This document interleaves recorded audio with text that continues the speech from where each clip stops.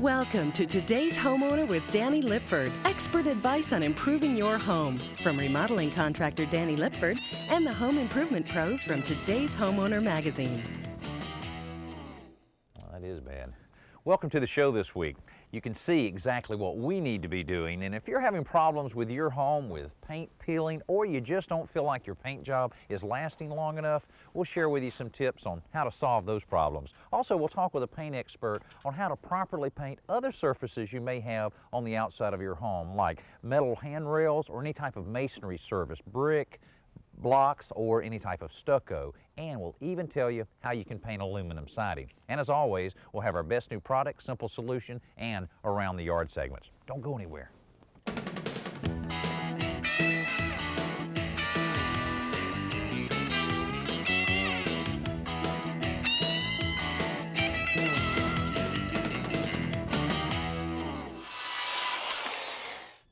Here you are, John. Welcome back to the show. Now, the first step in getting your home ready to paint on the exterior is to properly prepare all of the surfaces. Now, John Starling, our painter, is in the process of just using a hammer to drive up any of the nails that may have backed their way out. The sun really has a tendency to make these nails back out, and what that does is it creates a little place for rain to get in and cause you a lot of water damage. Now, the next step after he gets all of his nails driven up well is to use a good quality scraper and go around the perimeter of any of the siding boards and scrape any of the loose paint that you can find, and around any of the wires to scrape any of that loose paint. And what you're really doing is using the scraper everywhere that you can't get your sander into in order to do the work for you. Now, I need to caution you, if you're in a home that was built in 1978 or before, you may have lead in the paint on the outside of your house. So make sure you have it tested, and if it turns out that you do have lead in your paint, well, then check with the Environmental Protection Agency on the safe guidelines in order to properly remove that paint. Now, the top coat on your outside of your house may not have lead on it, but the inspector can determine if any undercoats that you may encounter while you're scraping or sanding contains lead, and they can certainly help you figure out exactly what to do. Now, after John completes all of the scraping that he's doing now, it's time to break out the sanders. Most painters like to use a 5-inch disc sander with a 60 to 100 grit paper. Also, any smart painter will also use a respirator and safety glasses. Now, the intention here is to use the sander to not only remove any loose paint, but to feather out the edges of the old paint. Now, some homeowners have caused damage to their wood siding by not keeping the sanding pad nice and flat. So the best way to avoid this problem is to keep the disc sander moving. Now, in most cases, it's not necessary to remove all of the paint, just the loose paint. Now, when you're buying your sanding pads, make sure you buy plenty, because to save time and get the best job, you will want to change out the pads frequently. Now, sanding is the most time-consuming part of preparation, but the most essential. Now, when you finish sanding, it should look a lot like this, with a little bit of raw wood, a little bit of existing paint, but hopefully no lines in between, because after you apply your primer and your 2 top coats, you want it to be a nice smooth surface. Now, usually at this point, homeowners start thinking about caulking all of the cracks around the outside of their house, but actually it's much better to wait until all of the primer's on and good and dry, so that your caulking will really have something to adhere to. Now, that's exactly the reason why primer is so important, so that you apply the primer to the raw wood and the 2 top coats will really have something to hold on to. That's probably the reason this side of the house has done so badly over the years, is it was never primed properly. You can apply primer with a brush or a roller. Now, most painters prefer brushing because it allows you to force the primer into the pores of the wood. Now, in this case, we're doing what is called spot priming, which means we're only coating the raw areas. Now, if you're experiencing excessive peeling over your entire exterior of your home, you may need to prime the whole thing. Now, different primers have different drying times. Now, we're using an oil-based primer that you can start recoating in only 2 hours. John, you really prefer the oil-based primers over the latex, I guess. Oh yeah, I prefer the oil-based better than the latex, simply because it seals the wood, it seals the nail heads, keep the rust from coming back through. Okay. And with a drying time of only a couple hours, by the time you get to the end of the building, you can start back with the painting. Right, once we caulk, we can start painting. Okay, let's talk about caulking. Some of the areas we'll be caulking here include the joints between the siding, around the windows, and a few other minor cracks. Yeah, that's looking great, John. Well, after all of the sanding, the priming, and the caulking, John's applying the first of 2 coats that'll finish up this side of the house. Now, that's the real key to making a paint job last, is to apply 2 coats, not just 1, so that you build up enough millage and thickness in the paint to protect the house from the elements. Also, John showed us a great trick in applying the paint using a small cigar roller, which is just a very small type of roller frame, applying the paint with that and then smoothing it out with a good 4-inch quality brush. Now stay with us. After the simple solution, we'll show you how to paint some other surfaces on the outside of your home. Get ready to review your fix-it list as Danny and today's Homeowner Magazine repair and maintenance editor Joe Truini show you this week's simple solution. Brought to you by Dodge. Now, many times on projects around your home, you'll find that you need to enlarge an existing hole. That can be quite a challenge. Here on this door, Danny, we're enlarging the lock set to install a newer one. For a job like that, you need to use a hole saw. But the way hole saws work is the pilot bit drills into the wood and guides the saw. But in a case like this, as you can see, there's nothing to guide the bit, and the hole saw will just wobble around. Now, I've seen a few people try this, and they'll end up going to the home center and buying a new door. Well, we can save the expense of a new door by showing you this trick with a piece of plywood. Simply mark the center line on the plywood and mark corresponding center lines on the hole itself.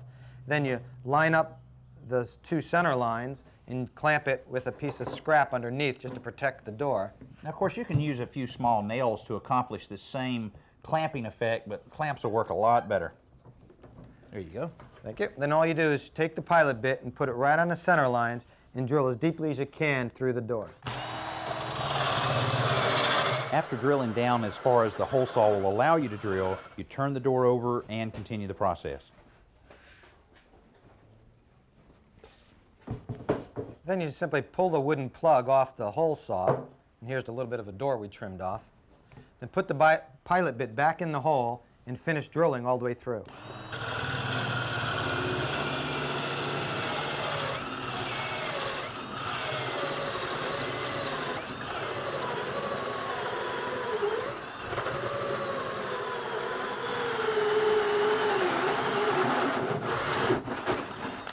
After that, you take the clamps off and you're ready for your new lock set. Now, this can also be used in a countertop situation where you're going from one size faucet up to a larger size. Well, we have all of the wood siding under control on this house, but we also have to deal with brick. You know, most houses have at least 2 different types of surfaces on the outside of the house, as well as maybe metal handrails, even aluminum siding. Well, we get asked a lot of times about how to handle painting these particular materials. Well, recently we talked with paint expert Lee Ross to answer a few of these questions. Danny, when we're dealing with brick, what we want to do is clean it just like any other house. Go ahead and power wash with a bleach solution, get it nice and clean. Drying time varies, depends on where you are. Some people say up to 14 days. Right. But you can have the paint rep come out and put a moisture meter on it, and then you'll know for sure when it's time to put the primer on. Okay, and that's the same with bricks, blocks, stucco, any kind of masonry That's surface? right, any masonry surface. Okay, now what about the primer? You're not using the same type of primer that you would use on other surfaces? No, you want to use a little different primer. Here's one here, Danny. This is a universal primer. This can go right over it once it dries out real good. Okay, it's latex. It is a latex, and I recommend latex across the board Okay. for everything on this project. But that's what you put on there next. Okay, and on your top coat, you would also stay with an acrylic latex. I sure would. Okay, a little bit of flexibility with the expansion and contraction. That's right. Yeah, correct. Okay, all right. Now, what about surfaces on the outside of your home, like is any kind of iron railing or any type of iron grating, gates, anything like that? How do you approach that? Well, you know what, Danny, with the iron, you want to wash it just like you do the house too. So you get your power washer out, you clean it up real good, then you get your wire brush out or your sandpaper, whatever your choice of weapon is to get that rust off, and you get all the rust off of it. Okay. Then you come back with a primer here, just like this right here. This is a wrought iron primer, specially made. And you got a couple choices there. You can either prime just the rusted areas that you cleaned, or you can prime the whole thing and give yourself a little insurance policy Now, it's there. a whole lot better just go ahead and cover the whole entire surface. I would cover the whole thing. That's what I like to do. Okay, all right. And top coat, you're still wanting to use a rust inhibitor coating of some kind, right? That's right. Yeah. Okay. Really, basically, with this process, you just go to a colored material. Okay. The same material you put on in red, just go to the color you want and then put it on there. Okay. Now, I've seen a lot of people have some fun with painting railings, with putting the big gloves on and the big sponges. And is that a good way to do it? Well, yeah, sure. Sure, whatever works. You know, they do make a lot of different products to get at that rust. Right. Just whatever works best for you. And the That's shape of your wrought iron has a lot to do with it, A little too. bit messy on that. Well, on that it's metal. messy, yeah, it's messy. Now, I get a lot of questions about aluminum siding. People may be getting tired of the color of aluminum siding, or after a few years, it'll really start chalking. What can you do in that situation? Let me show you something on that, Danny. All right. Danny, this primer here is specifically made for aluminum siding. Okay, now what, brush, roll? What's the best way to Well, apply? you can brush it, you can roll it, and you can also spray it. I like to spray it because it just gives it a better finish. But, you know, there are things that need to be done before this primer goes on. I bet cleaning's involved in it because of all that chalkiness. I guess you have to get rid of it. That cleaning is very important with aluminum siding. You know the chalk we're talking about. It rubs off on your hands, on your clothes. You got to really do a good cleaning job here. You want to use some other cleaning products too as well. Instead of just bleach, you want to use what they call TSP or trisodium phosphate. And I really suggest taking a scrub brush and scrubbing the surface thoroughly. And that chalk will just run off of there. You just won't believe how it comes off. Okay, so then it dries and then you apply this. That's correct. And then what about the top coat? Top coat would be like acrylic latex like you'd use on a house or on the masonry segment that you did. Right. Same type material there. Just a good high quality 100% acrylic latex paint right on top of it. Okay, all right, you know, when you're doing, you know, say wood siding or anything like that, you're of course going to caulk around your windows and doors and hose bibs, that kind of thing. Same for aluminum siding. Of course, yeah, you want to keep the weather out around your window and door opening, so, you know, just caulk that up real good just like you would, and make sure you do that after the primer, not before, so the caulk will stick real good. Okay, great. Lee, this is some great information, and as you can see, you can change the color of that aluminum siding that you may have on your home. If you're tired of it, these are some great tips, and stay with us. We'll be right back. It's time to check out this week's best new product with Danny and today's Homeowner Magazine Editor-in-Chief, Paul Spring.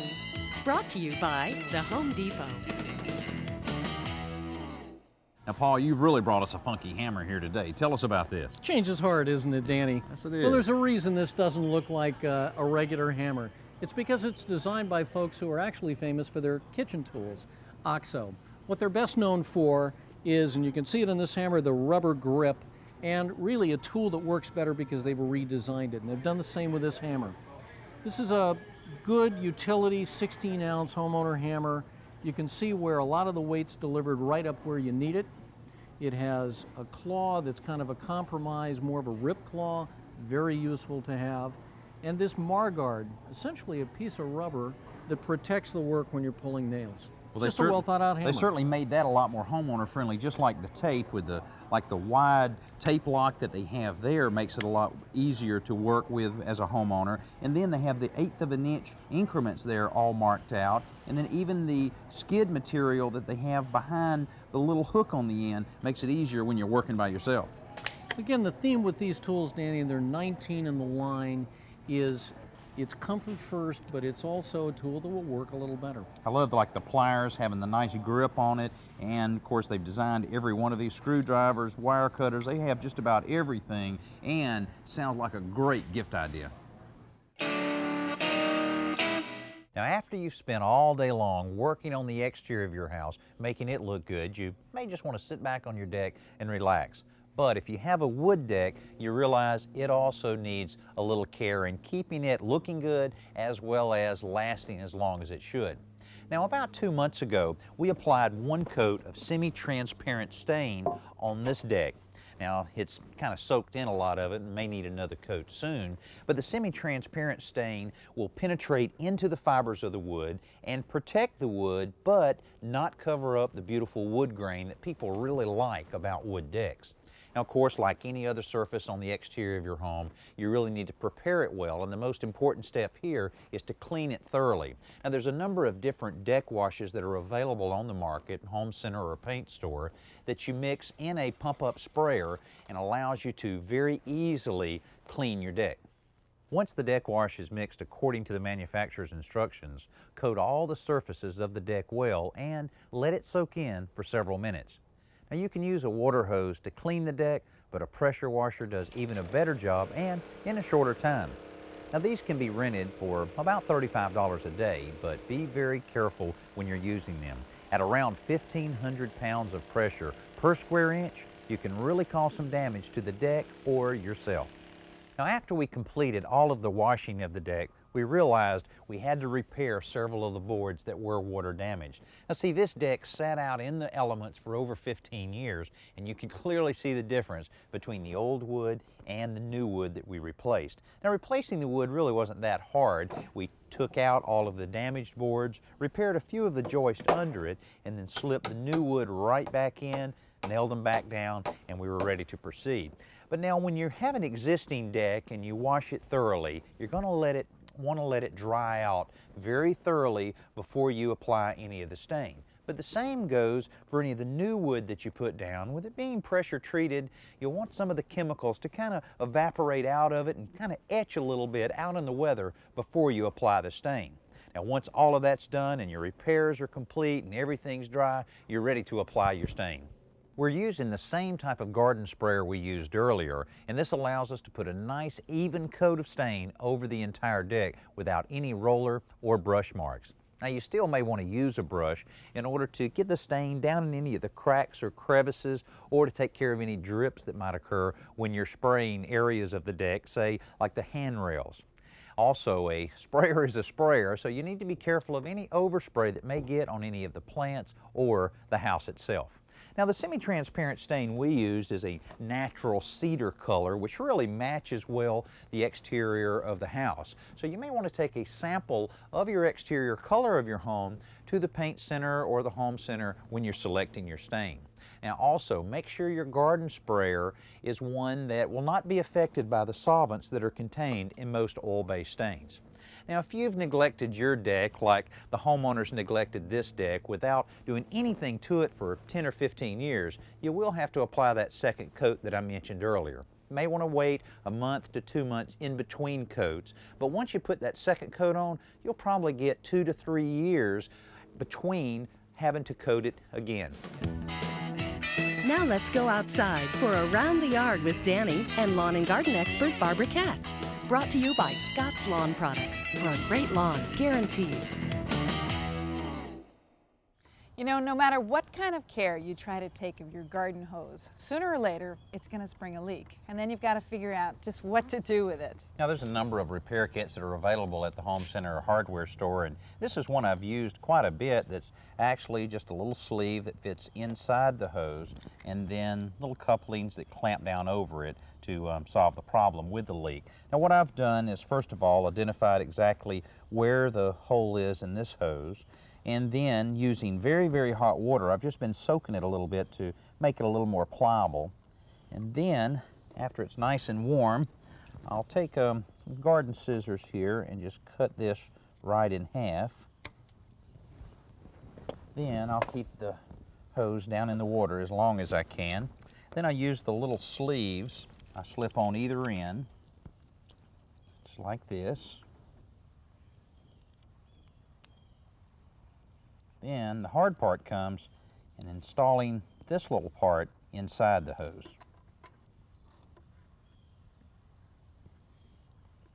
Slowly work the connector inside the hose. A snug fit like this one will help prevent any future leaks. Now once that's in place, you slip the clamps up tight and you start tightening down, and the hose is ready to use again. Danny, that's amazing. For $1.50, you've completely repaired the hose. That's a whole lot less than getting a brand new hose. Well, John's completed the first coat of paint, and he'll be back tomorrow for the second coat. And this paint job should last for a long, long time.